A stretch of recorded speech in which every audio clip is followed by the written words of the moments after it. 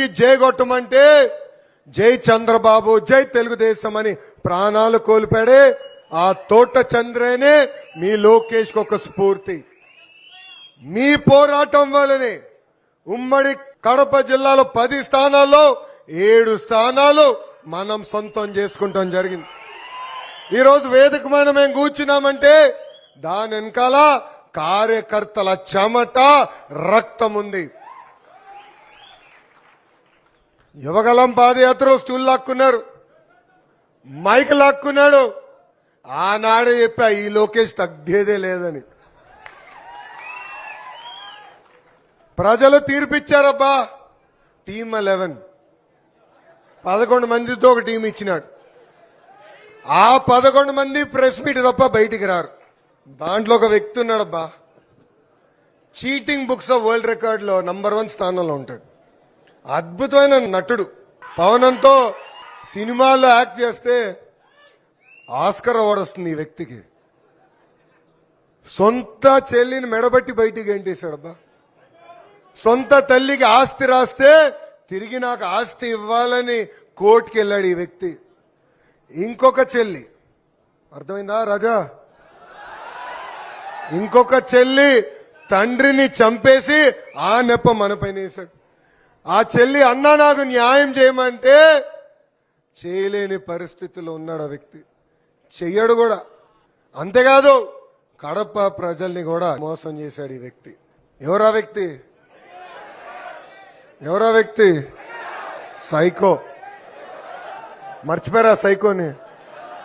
మర్చిపోకూడదబ్బా. ఎందుకంటే ఈ సైకో కుట్రలు చేస్తున్నాడు. గతంలో సొంత బాబాయిని అతనే లేపేసి నెప మన పైన వేశాడు. ఎలా నరికాడు రబ్బా. ఆ రోజు పొద్దున న్యూస్ వచ్చింది, కరెక్ట్ ఎన్నికల ముందల, పాపం వివేకానంద రెడ్డి గారు గుండెపోటుతో మరణించారని. అందరం బాధపడ్డాం. ఎందుకంటే అవునన్నా కాదన్నా ఎంపీగా చేసిన వ్యక్తి, ఒక రకంగా రాజకీయాలు చేసిన వ్యక్తి అని అందరం బాధపడ్డాం. వాళ్ళ పార్టీ వాళ్ళు బయటకు వచ్చి పాపం గుండెపోటుతో చనిపోయాడని తర్వాత అర్థమైంది గొడ్డలి పోటని. కానీ ఆ రోజు మనం అప్రమత్తంగా లేం. అయ్యో పాపం అనుకున్నాం. ఆ నెప్పం మన పైన వేశాడు. దాని తర్వాత కోడికత్తి. మర్చిపోయారా కోడికత్తి? గుర్తుంది కదా. వాళ్ళ కార్యకర్త కోడికత్తి ఇచ్చి ఎయిర్పోర్ట్లోకి అది లోపల తీసుకొచ్చి పొడిపించుకున్నాడు. ఇక్కడ గుర్తు కూడా లేదా, ఇక్కడ పొడిపించుకున్నాడు. పొడిచినప్పుడు కొంచెం రక్తం వస్తుంది, అది అయిపోయింది, ఆగిపోయింది. అందరికి మళ్ళీ ఎయిర్పోర్ట్లో దండం పెడతాడు, ముద్దులు పెట్టుకుంటూ వెళ్తాడు. ఆ ముద్దులు పెట్టుకుంటా ఇట్టి ఊపుకుంటా ఎయిర్పోర్ట్లో నుంచి వెళ్ళాడు. హైదరాబాద్కి వెళ్ళిపోతే మళ్ళీ డ్రామా మొదలైంది. అట్లా బెడ్ మీద పడుకున్నాడు, ఏదో అయిపోయిందని. అయ్యో పాపం అనుకున్నారు అందరం, మనం కూడా. అంటే చూడండి కుట్రలు.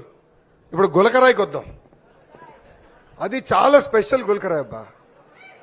ఎందుకంటానంటే ఆ బస్ పైన జగన్మోహన్ రెడ్డి అనే వ్యక్తి నుంచున్నాడు, మాట్లాడుతున్నాడు. దాని పక్కన ఇంకొక వ్యక్తి ఉన్నాడు, వెల్లంపల్లి శ్రీనివాస్. ఆ గులకరాయి ఎంత స్పెషల్ అంటే వచ్చి జగన్మోహన్ రెడ్డి గారు తగిలిందంట, దాని తర్వాత ఇటు నుంచి ఎగిరి వెళ్ళి వెల్లంపల్లికి తగిలిందంట. ఆ గులకరాయి ఎంత స్పెషల్ అంటే వెల్లంపల్లి ఒకరోజు ఈ కన్ను పైన ప్యాచ్ చేసుకున్నాడు, మరుసటి రోజు ఈ కన్ను పైన ప్యాచ్ చేసుకున్నాడు. అందుకే చెప్పారు భయ్, ఆస్కర్ కాకపోతే కనీసం భాస్కర్ అవార్డులు ఇవ్వచ్చు భయ్ అందరికి. డ్రామా మామూలు కాదు వీళ్ళు. అందుకే కుట్రలు చేస్తున్నారు. మొన్న కడప పట్టణంలో కూడా జరిగింది అదే కుట్ర. మతాల మధ్య చిచ్చు పెట్టి రాజకీయ లబ్ధి పొందాలనుకున్నారు.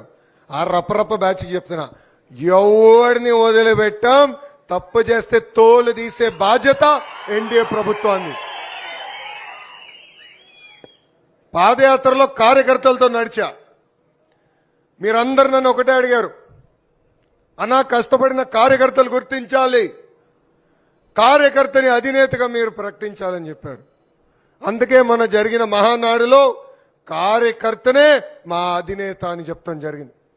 కేవలం చెప్తే కాదు, ఈరోజు ఒక మండల్ పార్టీ అధ్యక్షురాలు పాలిట్ బ్యూరోలో కూర్చుంటున్నారు.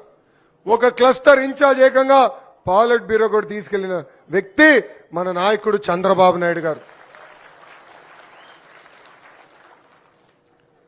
నేను నమ్మేది ఒకటే, కార్యకర్తలు.